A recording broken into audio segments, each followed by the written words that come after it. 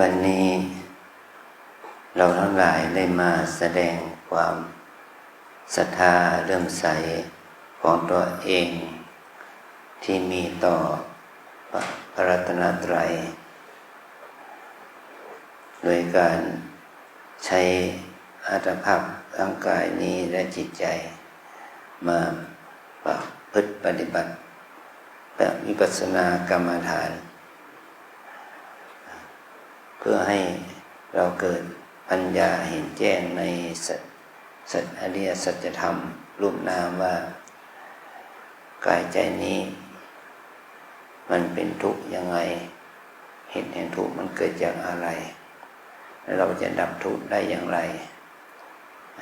และวิธีการดับทุกข์นั้นเราจะดับได้ยังไงเนี่ยเราก็จะฝึกเพื่อให้เราเข้าใจเรื่องของอริยสัจสี่ในเบื้องต้นนี้เราได้สมาทานศีลศีลก็คือกายกรรม3วจีกรรม4กายกรรม3ก็คือเว้นจากการฆ่าสัตว์เว้นจากการลักขโมยเว้นจากการประพฤติผิดพรหมจรรย์ในขณะที่เรามาเป็นโยคีถ้าเป็นชาวบ้านธรรมดาก็เว้นจากการประพฤติผิดในกามเกี่ยวกับคู่ชายหญิงสามีภรรยาคนอื่นแต่พอเรานั้นมาประพฤติปฏิบัติก็ได้สมาทานไม่ประพฤติร่วมพรหมจรรย์วจีกรรม4ก็คือเว้นจากการพูดมุสาเว้นจากการพูดส่อเสียดเว้นจากการพูดคำหยาบเว้นจากการพูดคำเพ้อเจ้อคำพูดมุสาแปลว่าคำพูดไม่จริงนั่นแหละพูดส่อเสียดมันคือพูดเสียดสีถากถางในกรณีให้เขาแตกสามัคคีกันพูดให้เขาได้รู้สึกว่าเขาได้รับผลกระทบทางด้านจิตใจพูดคำหยาบก็คือคำหยาบลายจะหยาบแล้วคำด่าว่ามันคำที่ปวดเจ็บทางด้านจิตใจพูดคำเพ้อเจ้อก็คือพูดคำที่ไม่มีสาระคำไม่มีประโยชน์สำหรับเราตัวเองคำเพ้อเจ้อเนี่ยบางทีภาษาพระเราเรียกว่าดิรัจฉานกถาหรือว่าคำพูดที่ขวางต่อมรรคผลมันไม่มีสาระที่จะทำให้เราเข้าถึงมรรคผลนิพพานได้เราเรียกว่าดิรัจฉานกถาเรามาถือศีลก็คือเราเว้นจากกายกรรม3วจีกรรม4นี่แหละแล้วก็ต่อจากนั้นเราก็ได้มาเปล่งวาจาขอถึงพระพุทธเจ้าพระธรรมพระสงฆ์ว่าเป็นสรณะที่พึ่งที่ระลึกด้วยคำที่หนักแน่นมอบกายถวายชีวิตต่อพระรัตนตรัยเนี่ยถือว่าเป็นคำปฏิญาณที่แก้วกล้าอาจหาญให้เรานั้นได้อุทิศชีวิตของเราเนี่ยน้อมชีวิตของเราเนี่ยเข้าถึงพระพุทธเจ้าพระธรรมพระสงฆ์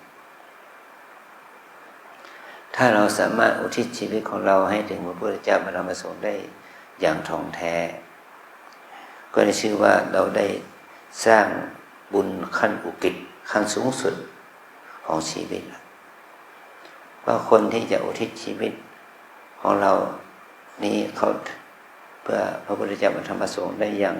แท้จริงเนี่ยมันบุคคลนั้นจะถ้าเป็นคนธรรมดาก็เรียกว่าเป็นคนที่มีความศรัทธาเลื่อมใสในพระรัตนตรัยนั้นอย่างเยี่ยมยอดนะครับเพียงแต่ว่าเคยได้ปฏิญาณตนว่าขอให้เราได้เข้าถึงความ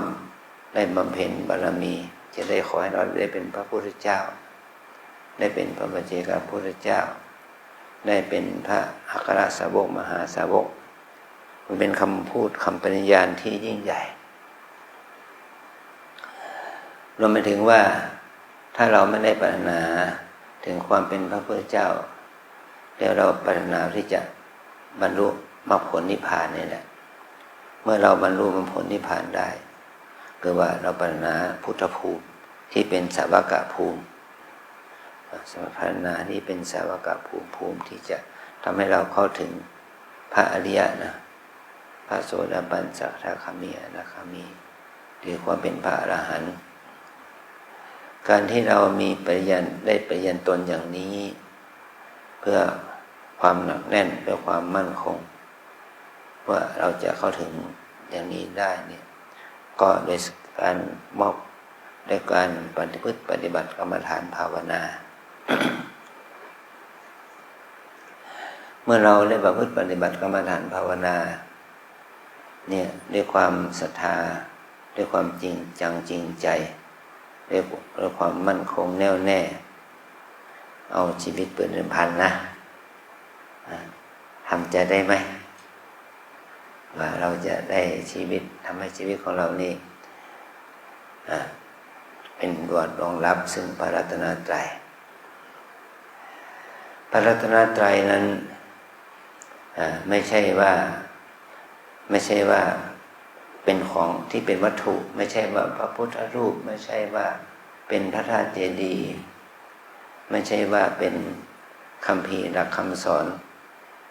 ไม่ใช่ว่าเป็นพระสงฆ์องค์เนรธรรมดาทั่วไปพระรัตนตรัยนั้นเป็นคุณธรรมนะลูกคุณธรรมว่าพระพุทธเจ้าได้ทรงตรัสว่าในธรรมนิยามสูตรนะพระองค์ได้ทรงตรัสว่าอุปาทวะภิกขเวตถาคตานังอนุปาทวะภิกขเวตถาคตานังตถาคตจะอุบัติหรือไม่อุบัติก็ตามเนี่ยธรรมนี้ย่อมมีอยู่ย่อมตั้งอยู่ย่อมเป็นอยู่ย่อมเป็นอย่างนี้ว่าสังขารทั้งหลายไม่เที่ยงสังขารทั้งหลายเป็นทุกข์ธรรมทั้งหลายนี่เป็นอนัตตาหมายความว่าพระธรรมนั้นมันมีอยู่แล้วแต่เมื่อพระองค์นั้นได้สร้างบารมีมาถึงจุดที่ว่าทำให้พระองค์ตรัสรู้พระองค์นั้นเป็นเจ้าชายสิทธัตถะมาก่อนเนาะมาแสวงหาสัจธรรมเนี่ยพระองค์ตรัสรู้ความจริงว่าสังขารไม่เที่ยงสังขารเป็นทุกข์ธรรมทั้งหลายเป็นอนัตตานี่แหละเป็นสิ่งที่เห็นว่าธรรมนั้นมีอยู่แต่คนทั้งหลายมันนั้นไม่รู้มีพระพุทธเจ้ามีพระเจ้าชายสิทธัตถะองค์เดียวได้แสวงหาธรรมนี้ได้ตรัสรู้ว่าสังขารไม่เที่ยงสังขารเป็นทุกข์สังขารและธรรมทั้งหลายเนี่ยทั้งสังขารวิสังขารเนี่ยเป็นอนัตตานั่นแหละนั่นแหละเพราะว่าธรรมะนั้นมีอยู่แล้วเมื่อเจ้าชายได้มีปัญญารู้แจ้งอย่างนี้ก็เจ้าชายก็เปลี่ยนสถานะเป็นพระพุทธเจ้าเป็นสถานะเป็นพระพุทธเจ้าที่เราเรียกว่าเป็นพระพุทธเจ้าเป็นฐานะที่พระองค์ได้ตรัสรู้เมื่อพระองค์ได้ตรัสรู้เป็นธรรมคือสังขารไม่เที่ยงเป็นทุกข์เป็นอนัตตาแล้วพระองค์ก็เลยเอาหลักธรรมนั้นมาสอนเอาหลักธรรมนั้นมาสอนก็คือสอนบุคคลที่สอนคนแรกก็คือพระปัญจวัคคีย์เนาะสอนในที่พระองค์ทรงสอนก็คืออริยสัจสี่ที่เป็นไปในธรรมเป็นอริยสัจสี่นี่พระองค์ทรงสอนอริยสัจสี่ให้พระปัญจวัคคีย์แล้วพระปัญจวัคคีย์ก็คือท่านโกณัญญาก็ได้บรรลุธรรมว่าสิ่งใดสิ่งหนึ่งมีความเกิดขึ้นเป็นธรรมดาสิ่งนั้นย่อมเกิดย่อมดับไปเป็นธรรมดาอย่างนี้นั่นแหละพระโกณัญญาได้รู้แจ้งเห็นธรรมได้ดวงตาเห็นธรรมแต่ไม่ได้เป็นพระอรหันต์ได้ความรู้ถึงเหตุถึงผลรู้เหตุรู้ผลได้เข้าใจว่าทุกสรรพสิ่งนี้มีความเกิดขึ้นเป็นธรรมดามีความดับไปเป็นธรรมดาเพราะว่าทุกสรรพสิ่งมันตกอยู่ในกฎไปในหลักอยู่ในกฎของความเป็นอนิจจังทุกขังอนัตตาอย่างที่กล่าวมาแล้วนะก็เหมือนกับว่าพวกเราเนี่ย ราะเราทุกคนเนี่ยเราตอนนี้เดี๋ยวนี้ขณะนี้พวกเราก็ร่างกายของเราจิตใจของเราก็ตกอยู่ในกฎอนิจจังมันไม่เที่ยงมันไม่เที่ยงมันไม่เที่ยงแท้มันเป็นทุกข์มันทนอยู่ในสภาพเดิมไม่ได้มันเป็นอนัตตาไม่อยู่ในอำนาจบังคับบัญชาไม่ได้กฎธรรมสามการเนี่ยมันเป็นตัวนิยามธรรมว่าทุกสรรพสิ่งย่อมตกอยู่ในกฎของพระไตรลักษณ์อนิจจังทุกขังอนัตตานี้เมื่อนั้นเองพระสงฆ์ก็บังเกิดขึ้นพระรัตนตรัยก็บังเกิดขึ้นพระพุทธพระธรรมนั้นมีอยู่แล้วแต่ผู้ที่เห็นพระธรรมก็คือพระพุทธพระพุทธนั้นเมื่อได้เห็นพระธรรมแล้วก็ไม่ได้เก็บไว้ในพระองค์เองด้วยพระองค์เองคนเดียวพระองค์ก็นำไปสอนคนอื่นคนอื่นก็รู้ตามธรรมที่พระองค์ทรงตรัสรู้นั้นเรียกว่าพระสงฆ์เกิดขึ้นแล้วแต่ว่าพระรัตนตรัยเกิดขึ้นแล้วนี่นะฉะนั้นพระรัตนตรัยเนี่ยมันเป็นคุณธรรมเป็นคุณธรรมถ้าเราไม่ประพฤติปฏิบัติคุณธรรมตัวนี้ก็ไม่เกิดขึ้นกับเราแต่พระธรรมมีอยู่นะพระธรรมมีอยู่แล้วนะตัวเราเนี่ยคือพระธรรมตัวเรานี่คือพระธรรมพระธรรมมีอยู่แล้วถ้าเราไม่นำกายใจนี้มาประพฤติปฏิบัติมันก็เป็นธรรมะธรรมดาเหมือนธรรมะธรรมดาก็มีความแก่ความเจ็บความตายเป็นธรรมดาไหมมันก็เป็นทุกคนก็ต้องมีความแก่ความเจ็บความตายเป็นธรรมดาไม่ใช่เฉพาะคนไทยทุกคนในโลกนี้ก็มีเกิดขึ้นมาแล้วก็ต้องแก่เจ็บตายนะไม่ว่าจะมั่งมียากจนไม่ว่าจะมียศถาบรรดาศักดิ์ไม่ว่าจะมีอำนาจวาสนาอะไรเขาทำแต่ก็ต้องมีความแก่เจ็บตายเหมือนกันแต่เขาก็ตายไปแบบไม่รู้จักตัวเองเนี่ยตายไปแบบไม่รู้จักตัวเองว่าตัวเราเองนั้นเป็นตัวธรรมะตัวเราเองนั้นเป็นหัตถลักษณ์เป็นอนิจจังทุกขังอนัตตาเพราะเราไม่มีปัญญาเราไม่ได้พัฒนาปัญญาให้เกิดขึ้นอันนี้เราทั้งหลายโชคดีมีบุญนะเราทั้งหลายโชคดีมีบุญที่เราได้เอาตัวเราเองมาฝึกก็ว่าอาจารย์ขอยกตัวอย่างว่าหัวเผือกหัวมันเนี่ยมันจะกินสดๆได้ไหมกินไม่ได้ถ้าเราเอาหัวเผือกหัวมันนั้นเอามาบ่งเอามาต้มเอามานึ่งให้มันสุกกินได้ไหมกินได้มันต้องผ่านการบ่งต้มนึ่งเสียก่อนมันจึงจะกินได้ทานได้เอามาเป็นอาหารได้นั่นแหละตัวเราก็เหมือนกันนะตัวเราเนี่ยตั้งแต่เกิดมาจนถึงแก่ตายเข้าลงถ้าเราไม่ได้เอามาอบรมบ่มนิสัยมันก็ไม่เห็นตัวธรรมะมันก็ไม่รู้จักตัวธรรมะมันก็แค่ยึดถือยึดมั่นตั้งแต่การมีพ่อมีแม่มีแฟนมีสามีมีภรรยามีลูกมีหลานมีทรัพย์สมบัติมีอะไรต่อมีอะไรเนี่ยจนถึงมีความแก่และมีความตายมันก็ตายไปแบบไม่รู้จักธรรมะเพราะว่ามันไม่ได้อบรมบ่มนิสัยตัวเองให้รู้จักธรรมะนี่แหละไม่เข้าใจถึงความว่าอนิจจังทุกขังอนัตตานั่นแหละนี่แหละเราไม่รู้จักธรรมะมีพระธรรมอยู่กับตัวเองแท้แต่ไม่รู้จักธรรมะโดยที่มีพระพุทธเจ้าได้สอนมาแล้วตั้งแต่ 2,600 กว่าปีมาแล้ว 2,600 กว่าปีพระองค์สอนมาแล้วแล้วก็มีผู้ที่ทำตามพิสูจน์ตามได้บรรลุธรรมเป็นพระอรหันต์กันมาโดยต่อเนื่องตั้งแต่อดีต 2,600 กว่าปีตั้งแต่พระโกณฑัญญะบรรลุธรรมองค์แรกนะมาถึงวันนี้ก็คือเอา 2,568 บวกกับ 45 ละ45 8 บวก 5 เป็น 13 เนาะ 2,613 ปีมาแล้วนี่แหละผู้ที่มีปัญญาตรัสรู้ธรรมนี่มีมาได้ 2,613 ปีมาแล้วนะก็ธรรมะนั้นก็ยังมีอยู่ธรรมะนั้นมีอยู่คืออะไรก็มนุษย์เราก็มีความแก่ความเจ็บความตายนั่นแหละเนาะเกิดมาแล้วต้องแก่เจ็บตายนี่ธรรมะนี่มีอยู่แต่เราไม่เห็นว่าธรรมะนี่เป็นของเราแต่เราไปมองเห็นธรรมะนี่เป็นของเที่ยงของสวยของงามของจีรังยั่งยืนอย่างนี้เราก็ไม่เห็นพระธรรมพระธรรมนั้นว่าพระองค์ทรงสอนให้เรารู้จักพระธรรมก็ต่อเมื่อเราเห็นว่ากายใจนี้เป็นของไม่เที่ยงเป็นทุกข์เป็นอนัตตาด้วยปัญญานะด้วยปัญญาด้วยสติปัญญาด้วยสติสมาธิปัญญานั่นแหละเราเรียกว่าเราเห็นพระธรรมเนี่ยการเห็นตรงนี้มันก็เห็นแล้วเห็นใครล่ะเห็นพระธรรมแล้วพระธรรมอยู่ที่ไหนล่ะพระธรรมก็อยู่ที่ตัวเราเนี่ยลูกนะพระธรรมก็อยู่ที่ตัวเรานี่เองกายใจเนี่ยก็คือพระธรรมแต่พระธรรมนี่เป็นของเที่ยงหรือไม่เที่ยงมันก็ไม่เที่ยงมันเป็นทุกข์หรือเป็นสุขแล้วมันก็เป็นทุกข์มันเป็นของที่มีตัวตนหรือเปล่าหรือไม่มีตัวตนก็ตอบได้ว่ามันไม่มีตัวตนมันไม่สามารถบังคับบัญชาได้เนาะเนี่ยอาจารย์ขอยกตัวอย่างนะ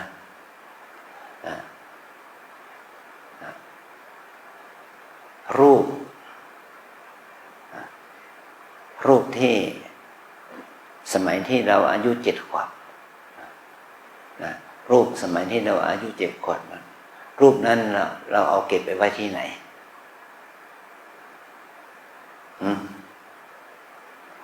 รูปสมัยที่เราอายุ7 ขวบรูปเหล่านั้นเราเก็บเอาไว้ที่ไหนโยมจริยา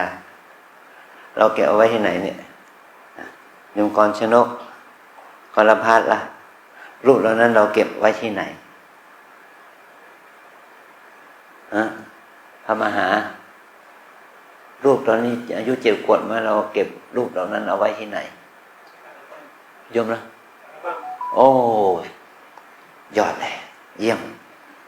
มันรูปกระดาษโฟโต้นั้นเนี่ยมันเก็บไว้ที่อัลบั้มแต่รูปที่เป็นเด็กชายอายุ7 ขวบรูปที่เป็นเด็กหญิงอายุ7 ขวบโยมเก็บเอาไว้ที่ไหนเอาความทรงจำแล้วนั้นมันหายไปไหนล่ะรูปเหล่านั้นมันหายไปที่ไหนล่ะรูปเหล่านั้นมันเก็บไว้ที่ไหนนั่นแหละถึงว่ารูปนั้นมันเป็นอนิจจังมันเป็นอนิจจังนะรูปที่เราเป็นหนุ่มเป็นสาวอายุ15ล่ะมันก็เก็บไว้ที่มันเก็บไว้ที่สัญญาที่ความจำแต่รูปกายนั้นมันเก็บไว้ที่ไหนมันหายไปแล้วเราไม่สามารถเก็บไว้ที่ไหนได้ละก็ถ่ายภาพไว้นั่นแหละเก็บไว้ที่อัลบั้มนั่นแหละนะนี่คือคำตอบที่เราพูดอย่างชาวบ้านเป็นคำตอบของชาวบ้านเนี่ยคำว่ารูปเราคิดว่าเป็นโพสการ์ดเป็นภาพแต่คำว่ารูปในความหมายของเราของนักปฏิบัติเนี่ยรูปคือกายร่างกายที่ประกอบด้วยธาตุ4ธาตุดินน้ำไฟลมเนี่ยมีแขนมีขามีมือมีเท้าอย่างนี้มันจากความเกิดแล้วเมื่อแก่พัฒนาไปการไม่เรื่อยเจริญเติบโตมาเรื่อยๆนะจนถึงเดี๋ยวนี้ลูกแก่นั้นมันแก่มันหยุดหรือยังล่ะลูกแก่มันหยุดหรือยังดูแก่หรือยังโยมยังเนี่ยแล้วโยมเห็นความแก่ไหมเราชอบความแก่นี้ไหมเรายินดีในความแก่นี้ไหมนั่นแหละมันรูปนี้มันก็มีความแก่เป็นธรรมดารูปนี้มันก็มีความเจ็บเป็นธรรมดาสุดท้ายรูปนี้ก็ต้องมีความตายเป็นธรรมดานี่แหละมันเป็นอนิจจังมันเป็นทุกข์มันเป็นของทนอยู่ในสภาพเดิมไม่ได้เป็นอนัตตาไม่อยู่ในอำนาจบังคับบัญชาไม่ได้อย่างนี้ถ้าเรารู้ด้วยปัญญาเห็นด้วยความเมื่อเรารู้ด้วยปัญญาจากการปฏิบัติเราเห็นแจ้งด้วยปัญญาจากการปฏิบัติมันจะทำให้เราเข้าใจถึงสัจธรรมตัวนี้เนี่ยสัจธรรมตัวนี้เนี่ยไม่ใช่เป็นของพระพุทธเจ้ามันเป็นของตัวเราเองนะแต่พระพุทธเจ้าทรงสอนให้รู้จักวิธีการศึกษาเทคนิควิธีการมันเหมือนกับว่ากฎวิทยาศาสตร์เนี่ยเราจะทดลองด้วยสารเคมี อะไรก็ตามแต่เราต้องทดสอบด้วยกฎเกณฑ์ที่ถูกต้องผลมันถึงออกมาที่ถูกต้อง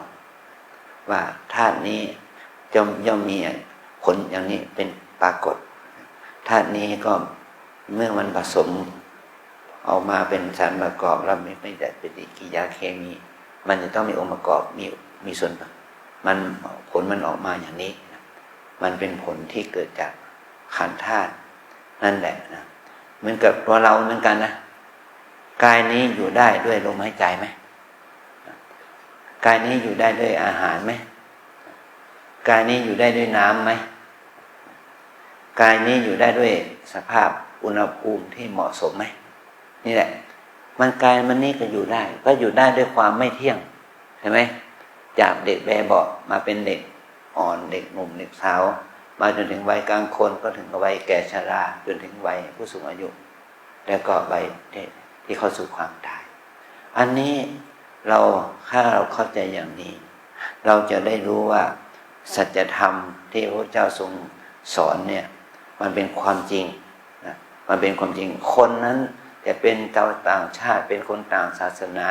เป็นคนที่นับถือศาสนาก็ตามไม่นับถือศาสนาก็ตามเชื่อในหลักการที่ถูกต้องแล้วเขาก็เห็นแจ้งถ้าเขาไม่เชื่อในหลักการที่ถูกต้องเนี่ยเขาก็เห็นไม่ได้ไม่เห็นแจ้งเราสังเกตไหมครับว่าเราเนี่ยตั้งแต่หลวงปู่มาตั้งวัดนี้ขึ้นมาเนี่ยตั้งแต่วันนั้นถึงวันนี้คนต่างชาติมาไม่ขาดสายไม่ใช่คนไทยที่เป็นชาวพุทธเท่านั้นคนต่างชาติเขายังเขามาปฏิบัติทำไมเขามาปฏิบัติล่ะเมื่อเขาไม่ได้นับถือศาสนาพูดเสียหน่อยเมื่อเขาไม่ได้นับถือศาสนาที่บรรพบุรุษเขานับถือใช่หน่อยเขาเป็นคริสต์อิสลามเด็กคนไร้ศาสนาเขาก็มาฝึกซึ่งความจริงมาฝึกตัวเองให้รู้จักตัวเองด้วยมาให้รู้ความจริงของตนเองสติสมาธิเนี่ยมันจะเกิดขึ้นสติสมาธิปัญญามันจะเกิดขึ้นด้วยความเพียรด้วยการกระทำของเขาเขาจึงเห็นประโยชน์เห็นคุณค่าของการฝึกตัวเองนี่แหละคือว่าเขาฝึกเพื่อให้เห็นธรรมะที่อยู่ในตัวเขาเนี่ยเมื่อธรรมะนี้พระพุทธเจ้าทรงเปิดเผยทรงสอนเนี่ยเขาก็ยอมรับเนี่ยนี่แหละพระธรรมนะนี่เรียกว่าชื่อว่าพระธรรมพระธรรมนี้พระพุทธเจ้าทรงค้นพบคนแรกแล้วก็เอาพระธรรมนั้นมาสอนคนมาเป็น 2,613 ปีมาแล้วนะมาจนถึงพวกเราวันนี้แหละนะให้เราเห็นว่าพระธรรมนี้มันยังมีอยู่กับเราถ้าเราฝึกมันก็จะได้รู้จักตัวเองเหมือนกับว่าเผือกมันเนี่ยมันมีมากี่ร้อยปีนี่หรือว่ามันมีเป็นพันปีหมื่นปีมาแล้วนะตอบสินี่มันเป็นมาเป็นหมื่นปีแสนปีมาแล้วนะพอเผือกของมันเนี่ยมันมีมาแล้วแต่ถ้าเราไม่มาเอามาอบมาบ่มมาต้มมานึ่งมากินเนี่ยมันก็ไม่เป็นประโยชน์ธัญพืชข้าวปลาอาหารมันก็เป็นอาหารมาแล้วเป็นนับหมื่นนับแสนปีมาแล้วแต่ถ้าเราเอาไม่มาเพาะปลูกเอาไม่มาปรุงมาเพาะปลูกมันก็ไม่มีประโยชน์กับเรานะนี่อาหารปัจจุบันนี่เรียกว่าเป็นเขาอาหารเสริมต่างๆนี่นะยาต่างๆอาหารเสริมต่างๆนี่ที่กลายเป็นที่กลายมาเป็นสินค้าที่คนทั้งโลกแสวงหาเนี่ยแล้วก็ทำการทำมาค้าขายนี่ก็มันไม่ใช่สิ่งอื่นใดนะมันก็เป็นพืชเป็นผักเป็นสมุนไพรที่ไม่อยู่ดาดดื่นมาเป็นแสนปีล้านปีมาแล้วแต่ถ้าเราค้นพบเนี่ยด้วยวิธีการทางวิทยาศาสตร์ศึกษาวิเคราะห์ทางเคมีวิจัยมาทางเคมีก็มาปรุงเป็นอาหารเสริมมาเป็นยาเป็นอะไรต่างๆสารพัดก็เป็นอาชีพเป็นธุรกิจได้อย่างนี้นะอันนี้ก็เป็นการธรรมะเนี่ยมันเป็นสิ่งที่มีอยู่แล้วเราเอาสิ่งที่มีอยู่แล้วเนี่ยมาพัฒนามาภาวนานั่นแหละภาษาพระเราเรียกว่าภาวนา แต่ว่าชาวบ้านเขาเรียกพัฒนาวัฒนาว่าทำให้เกิดขึ้นทำให้เจริญขึ้นแล้วมันจะก่อให้เกิดอานิสงส์ผลแก่เรานะเนี่ยอานิสงส์ผลแก่มันจะเกิดขึ้นกับเรานี่คือมาภาวนามันไม่ใช่ว่าคนโบราณเท่านั้นที่จะรู้ธรรมคนปัจจุบันนี้ก็รู้ธรรมได้เช่นเดียวกันคนปัจจุบันนี้ก็เห็นธรรมได้เหมือนกันเพราะว่าคนปัจจุบันนี้ยังมีราคะไหมยังมีโทสะไหมยังมีโมหะไหมยังมีความฟุ้งซ่านรำคาญสงสัยยังมีอยู่ไหมปัญหามีอยู่ไหมมีอยู่นะตัวเราเองทุกคนก็มีอยู่นั่นแหละเมื่อยังมีกิเลสอยู่ก็มีเหตุแห่งทุกข์อยู่นะเนี่ยถ้าเราดับกิเลสเหล่านั้นได้คำว่าดับเนี่ยก็คือนิโรธก็คือนิพพานนั่นแหละถ้าเราดับกิเลสเหล่านั้นได้ด้วยปัญญาด้วยศีลด้วยสมาธิปัญญาศีลสมาธิเราเรียกว่ามรรคนะเมื่อเราเจริญมรรคพัฒนามรรคเนี่ยพัฒนาศีลสมาธิปัญญาเนี่ยขึ้นมาแล้วมันดับกิเลสได้มันก็ดับเหตุของทุกข์ได้ตั้งแต่คนในอดีตมาจนถึงคนในปัจจุบันแม้ว่าจะไม่มีพระพุทธเจ้าอุบัติก็ยังมีมรรคมีทางดับทุกข์จึงเกิดปรากฏการณ์ว่ามีพระพุทธเจ้าไม่อุบัติก็มีพระปัจเจกพุทธเจ้าอุบัตินะพระปัจเจกพุทธเจ้าเป็นพระอุบัติแล้วก็สอนคนอื่นไม่ได้สอนให้คนอื่นบรรลุธรรมตามไม่ได้อย่างนี้มีพระปัจเจกพุทธเจ้าอุบัติเนี่ยพอพระพุทธเจ้าที่ว่าพระสัพเป็นพระสัมมาสัมพุทธเจ้ามาอุบัติแล้วพระองค์ได้ตรัสรู้เองก็ไม่นิ่งดูดายได้นำเอาหลักธรรมนี้มาสอนทำให้เกิดพุทธบริษัทสี่คือภิกษุภิกษุณีอุบาสกอุบาสิกาเกิดขึ้นนะนี่ถือว่าเป็นคุณูปการอย่างอเนกอนันต์ที่มีต่อสัตว์โลกนี่คือคำสอนของพระองค์เนี่ยมีคุณูปการคือพระธรรมเนี่ยหลักธรรมเนี่ยหลักธรรมที่พระองค์ทรงสอนเนี่ยสอนให้เรารู้หลักวิชาการกฎเกณฑ์ที่จะทำให้เราพัฒนาตัวเองให้ขึ้นได้ให้เราฝึกฝนอบรมภาวนาเหมือนกับหลักการที่เราสอนเนี่ยแนวกรรมฐานสี่เนี่ยนะสติปัฏฐานสี่เนี่ยเป็นหลักการที่มีตั้งแต่สมัยพระพุทธเจ้าสอนเรื่องสติปัฏฐานสี่แก่พุทธบริษัทนะลูกนะทุกคนมาลงมือว่าตามวิปัสสนากรรมฐานตามแนวสติปัฏฐานสี่หนึ่งกายสองเวทนาสามจิต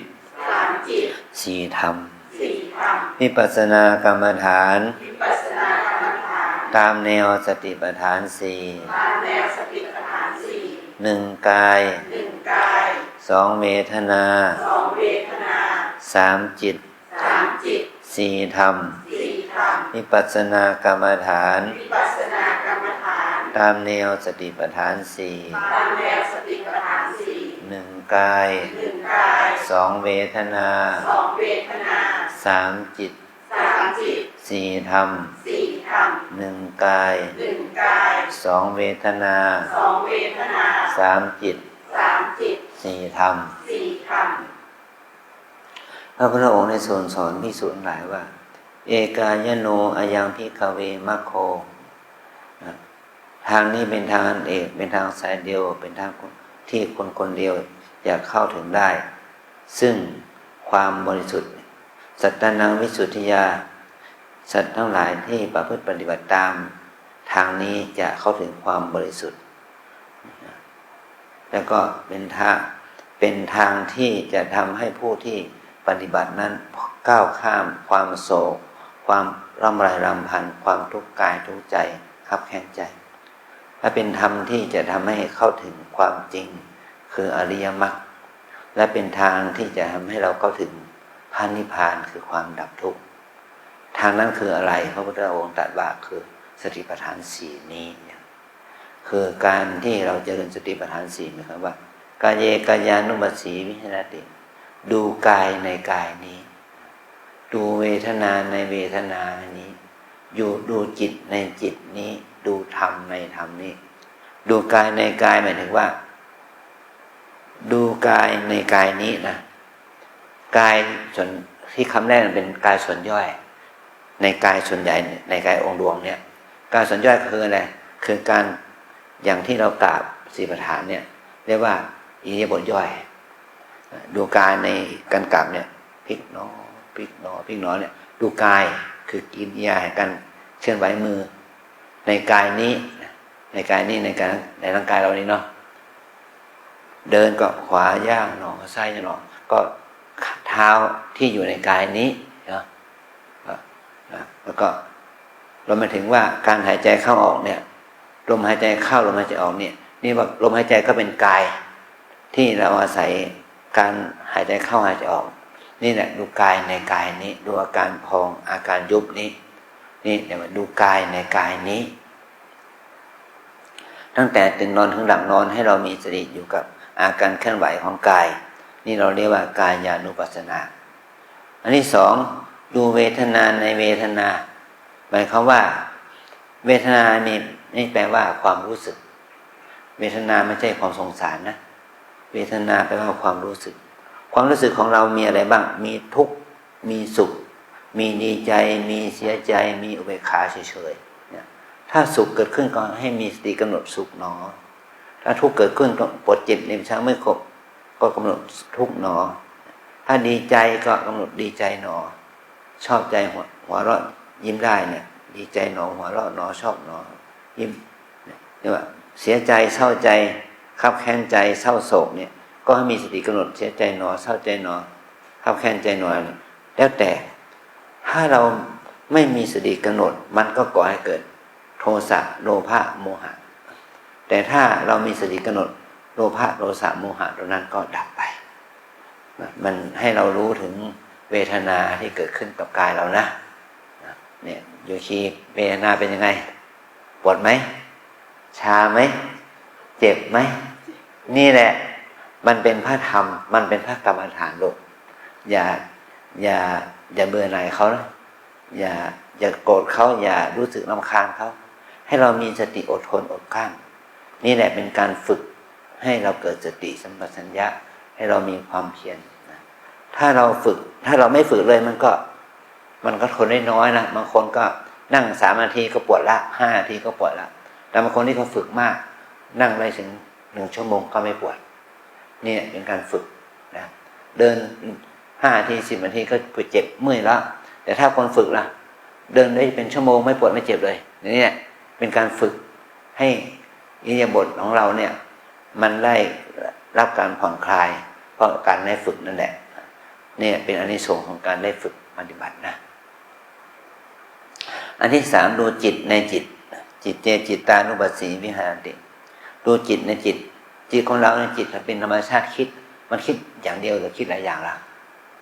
คิดประกอบด้วยราคะก็มีคิดประกอบด้วยโทสะก็มีคิดประกอบด้วยโมหะก็มีคิดประกอบด้วยความฟุ้งซ่านก็มีคิดแล้วเกิดความหดหู่หมดอะไรไปอยากก็มีนะคิดไปคิดมาก็ไม่อยากปฏิบัติละอยากกลับบ้านนั่นแหละอุตส่าห์จะตั้งใจมา7 วันก็เห็นแต่5 วันไปมา5 วันก็เหลือ3 วันเนี่ยมันคิดที่ไม่เป็นบวกเลยคิดที่จะบั่นทอนตัวเองนะแต่เราต้องคิดให้มันเพิ่มพูนคุณงามความดีสร้างบารมีเหมือนกับว่าเรามา3 วันก็เพิ่มพูนมา5 วันได้ไหมมา5 วันเพิ่มพูนเป็น7 วัน9 วันได้ไหม9 วัน10 วันเพิ่มเป็น15 วันได้ไหมอย่างนี้นะเพิ่มศรัทธาของเราเองให้ขึ้นไปนี่แหละเห็นว่าจิตเจจิตตามาดูจิตในจิตมีราคะก็ให้รู้ว่ามีราคะจิตมีโทสะก็ให้รู้ว่าจิตมีโทสะจิตมีโมหะก็รู้ว่าจิตมีโมหะจิตหดหู่จิตฟุ้งซ่านก็ให้รู้ว่าจิตหดหู่ฟุ้งซ่านจิตมีสมาธิก็ให้รู้ว่าจิตมีสมาธิจิตที่มันมีอาการที่ดีหมายความว่าจิตที่หลุดพ้นจากกิเลสก็รู้ว่าจิตหลุดพ้นจากกิเลสอย่างนี้ถ้าเรามีสติรู้อย่างนี้ก็หมายความว่าเราได้พัฒนาจิตให้ดีขึ้นแต่สำหรับคนใหม่แล้วก็มันมีแต่กิเลสนะมีความฟุ้งซ่านโลภโกรธหลงราคะโทสะโมหะมันจะเกิดขึ้นกับเรามาก2-3 วันนี้ก็ฝึกกับสิ่งเหล่านี้แหละ มันพลั้งเผลอก็ไปละนะพลั้งเผลอก็กลับบ้านพลั้งเผลอก็ไป ไปหาธุรกิจการงานของตัวเองไปเนี่ยพลั้งเผลออันที่สี่ธรรมานุปัสสนาหมายถึงว่าเราให้เรามีสติกำหนดรู้ถึงสภาวะธรรมที่เกิดกับตัวเรานะเราทุกคนมีตาไหมมีหูไหมมีจมูกมีลิ้นมีกายไหมมีใจไหมมีเนาะเราก็เมื่อเรามีตาหูจมูกลิ้นกายใจเราก็มีสีเสียงกลิ่นรสสัมผัสความทรงจำอะไรต่างๆเราเกิดขึ้นกับเรานะถ้าสิ่งเหล่านี้เกิดขึ้นกับเราเนี่ยถ้าเราไม่มีสติกับมันจะเกิดความรู้สึกชอบไม่ชอบฟุ้งซ่านรำคาญสงสัยมันจะเกิดนิวรณ์เกิดนิวรณ์แปลว่าเครื่องกั้นกุศลธรรมไม่ให้มันเครื่องกั้นคุณงามความดีเราต้องมีสติกำหนดชอบใจหนอไม่ชอบใจหนอฟุ้งซ่านหนอรำคาญหนอสงสัย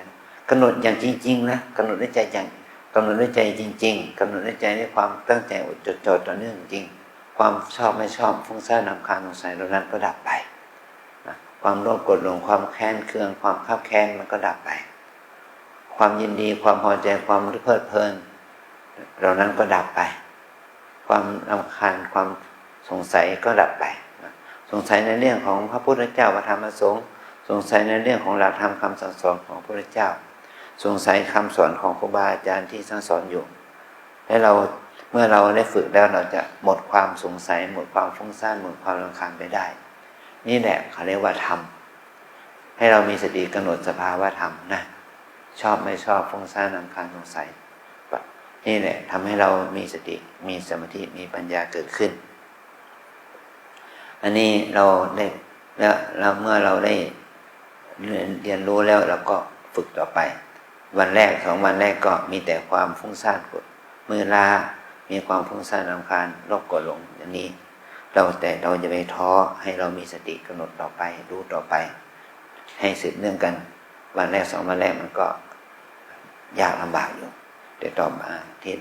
อไปถ้าเราได้ฝึกบ่อยๆเข้ามันก็จะดีขึ้นนะให้รู้ถึงว่ากายใจนี้เป็นของไม่เที่ยงเป็นทุกข์เป็นอนัตตากายใจกายนี่เราเรียกว่ารูปธรรมใจนี่เราเรียกว่านามธรรมเมื่อเรามีรูปมีนามอยู่ก็เรียกว่ามีธรรมะอยู่แต่ถ้าเราจะฝึกเพื่อให้เกิดธรรมะจากการปฏิบัติจากการภาวนานั้นมันจะต้องให้เข้าใจธรรมะว่าธรรมะนี่เป็นของไม่เที่ยงเป็นทุกข์เป็นอนัตตาอย่างนี้ก็จะก่อให้เกิดความรู้ถูกคิดถูกเห็นถูกเกิดขึ้นกับเราได้ถ้าเรายึดถือว่าเป็นตัวเป็นตนเป็นของเที่ยงของยั่งยืนมันก็รู้ผิดคิดผิดเห็นผิดมันก็นำพาให้เราทุกข์ไปได้นานเนี่ยขอให้เราได้ตั้งใจทำอย่างนี้นะขออนุโมทนา